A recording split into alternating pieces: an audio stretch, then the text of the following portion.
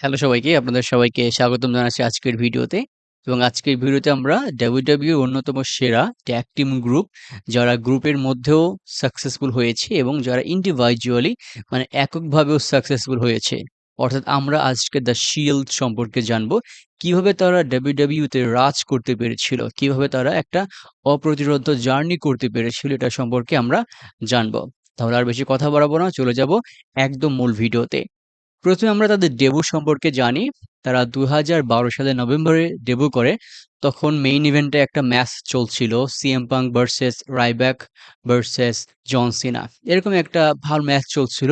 এমন সময় দেখা যায় যে ক্রাউডের মধ্য থেকে ৩ জন এসে এদেরকে অ্যাটাক শুরু করে। স্পেশালি সিএম পাঙ্ককে বাদ দিয়ে অন্য ২ জনকে অ্যাটাক শুরু করে। প্রথম অবস্থায় দেখে অনেকেই ভেবেছিল যে তারা হয়তো কোনো রেসলার না, হয়তোবা এটা আনস্ক্রিপ্টেড ছিল। কিন্তু পরে বোঝা গেল তারা NXT থেকে এসেছে এবং তারা হচ্ছেন Dean Ambrose, Seth Rollins and Roman Reigns. এবং তাদের অ্যাটাকিং স্টাইলটা এমন ছিল এবং ক্ষিপ্রতা ছিল যে কেউ দেখে ভয় পেয়ে যাবে আরকি। এরকম ক্ষিপ্রতার সাথে তারা অ্যাটাক করেছিল। তারাই হচ্ছে দ্য শিল্ড। ওকে, তো আমরা শিল্ড সম্পর্কে কথা বলবো। দ্য শিল্ডের একটা ফিলোসফি ছিল যে তারা সকল ইনজাস্টিসের বিরুদ্ধে কাজ করবে। এগেইনস্ট অল ইনজাস্টিস, এবং তাদের একটা মোটো ছিল যে বিলিভ ইন শিল্ড। এবং তারা অতটাই ইউনিক ছিল যে তারা সবসময় অডিয়েন্সের মধ্য থেকে বা দর্শকের মধ্য দিয়ে এন্টার করত। এবং তারা এমনভাবে রেসলারদেরকে বা রেসলারকে অ্যাটাক করতো যে রেসলারকে অ্যাটাক করা হবে তিনি কুল কিনারা পাইতেন না যে কিভাবে তিনি এই অ্যাটাকটা দূর করবেন, কিভাবে তিনি বাঁচবেন আরকি। তো তাদের এই সকল ইউনিকনেস এর জন্য তাদের ফিলোসফিটা অনেকটা বেশি ইউনিক হয়ে থাকে পুরো রেসলিং ইউনিভার্সের কাছে। এখন আমরা একটু তাদের আর্লি ডমিন্যান্স বা আর্লি সাকসেস সম্পর্কে জেনে আসি।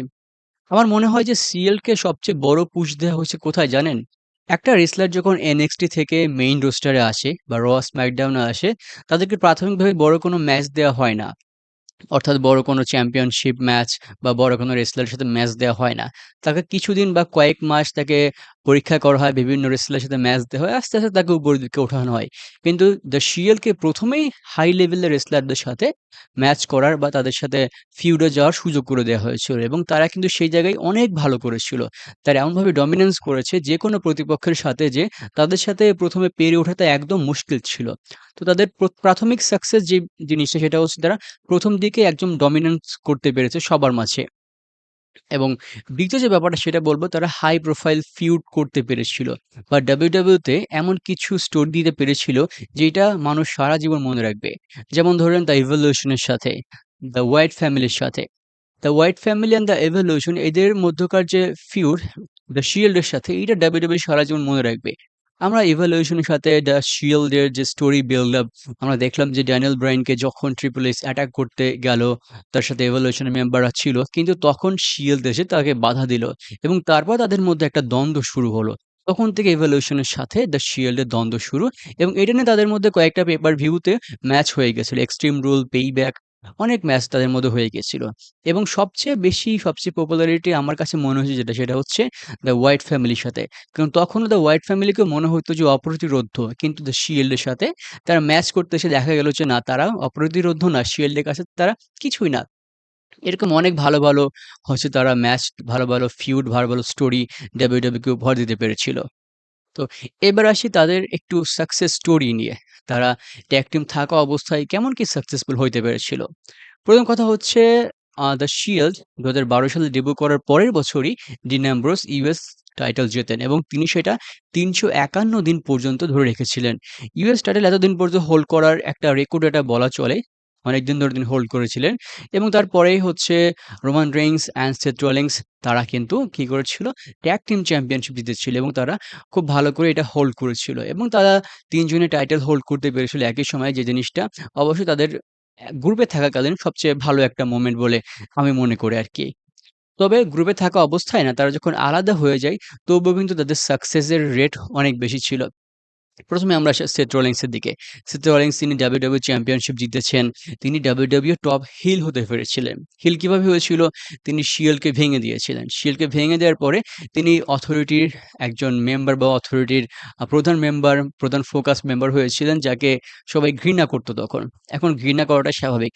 একজন রেসলার যখন হিল টার্ন করবে বা হিল ক্যারেক্টার প্লে করবে, স্বভাবতই সে নেগেটিভ কিছু কাজ করবে, নেগেটিভ অ্যাক্টিভিটি করবে এবং তাকে যত বেশি মানুষ, যত বেশি অডিয়েন্স তাকে ঘৃণা করবে, সে তত বেশি সাকসেসফুল হবে। এইটাই কিন্তু বলা চলে এবং ওই সময়ে সেথ রলিন্স কিন্তু খুব সাকসেসফুলি এই কাজটা করতে পেরেছিল। সেথ রলিন্স কিন্তু মানি ইন দ্য ব্যাংক জিতেছিল এবং তিনি মানি ইন দ্য ব্যাংকটা এমনভাবে ক্যাশ ইন করেছিল যেটা আসলে স্মরণীয় একটা দিক।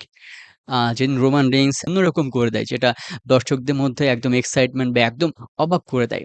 এছাড়াও সেথ রলিন্সের আরো অনেক অ্যাচিভমেন্ট রয়েছে। তিনি আমার অন্যতম পছন্দের একজন রেসলারও বটে। এবং ২য় যে মেম্বার ডিন অ্যামব্রোস, তাকে বলা হয় অ্যান্টি হিরো। অ্যান্টি হিরো কাদেরকে বলা হয়? যারা ফেস রেসলারও না, যারা হিল রেসলারও না। যারা যেকোনো যেকোনো দিকে তারা যাইতে পারে। এবং ডিন অ্যামব্রোস কিন্তু এমন কিছু করেছিল, তাকে খুব আনপ্রেডিক্টেবল বলা চলে এবং তিনি WWE চ্যাম্পিয়নশিপও হোল্ড করেছিলেন এবং গ্রুপে থাকাকালীন তিনি কিন্তু ইউএস টাইটেলও হোল্ড করেছিলেন এবং তিনি চ্যাম্পিয়ন থাকাকালীন সময়ে অনেক ভালো করেছিলেন এবং অনেক ভালো কিছু ফিউডও তারা তিনি অর্জন করতে পেরেছিলেন। যেমন এজে স্টাইলস আরও অনেক ভালো, ভালো রেসলারের সাথে তিনি ম্যাচ করতে পেরেছিলেন। এবং সবার শেষে যার কথা বলব তিনি হচ্ছেন আমাদের সবার প্রিয় the tribal chief Roman Reigns. তিনি হয়তো সবার প্রিয় না, তবে তিনি তার সাকসেস এই ব্যাপারটা দিয়ে সবাইকে হিংসা করাতে বাধ্য করেন। কারণ তার সাকসেস ব্যাপারটা এত বড় ছিল আরকি। তিনি বিভিন্ন ধরনের টাইটেল জিতেছেন। তিনি চ্যাম্পিয়নশিপ, যে রেইন্সটা আনডিসপিউটেড ডাবল চ্যাম্পিয়নশিপ, এটা তিনি অনেকদিন পর্যন্ত ধরে রাখতে পেরেছিলেন এবং তিনি যখন ট্রাইবাল চিফ ক্যারেক্টারটা প্লে করেন, তখন তাকে দেখে সবাই অন্যরকম একটা ফিল পাইত এবং যখন তিনি WrestleMania তে হেরে বাইরে গেলেন বা তিনি অবসরে গেলেন কয়েক মাসের জন্য, আশা করি খুব তাড়াতাড়ি তিনি ফিরে আসবেন। তখন তাকে সবাই মিস করা শুরু করলো। ইভেন এখন আমরা তাকে অনেক বেশি মিস করি আরকি। তো তার যদি আমরা অ্যাচিভমেন্ট এর পালা দেখি, তিনি রয়্যাল রাম্বল জিতেছেন, ভালো, ভালো রেসলারের সাথে হচ্ছে ম্যাচ করেছেন। তিনি WWE এর টপ ফেস রেসলার হিসেবে কাজ করেছেন অনেক বছর যাবৎ। তার রেসলিং ক্যারিয়ার অনেক বেশি সমৃদ্ধ এবং আশা করি সামনে তিনি তার লেগেসিতে অনেক ভালো কিছু উপহার দিতে পারবেন আমাদেরকে। তো ভিউয়ার্স, এই ছিল দ্য শিয়ার সম্পর্কে আজকের এই ভিডিও। আমি চেষ্টা করেছি আজকের এই ভিডিওতে তাদের যে পজিটিভ দিকগুলো রয়েছে, তাদের যে অ্যাচিভমেন্ট গুলো রয়েছে, এগুলো আপনাদের সাথে প্রকাশ করার জন্য। সম্পূর্ণ ভিডিও শেষ পর্যন্ত দেখার জন্য অসংখ্য ধন্যবাদ। সবাই ভালো থাকবেন, সুস্থ থাকবেন। সবার জন্য অনেক, অনেক শুভকামনা রইলো। আসসালামু আলাইকুম।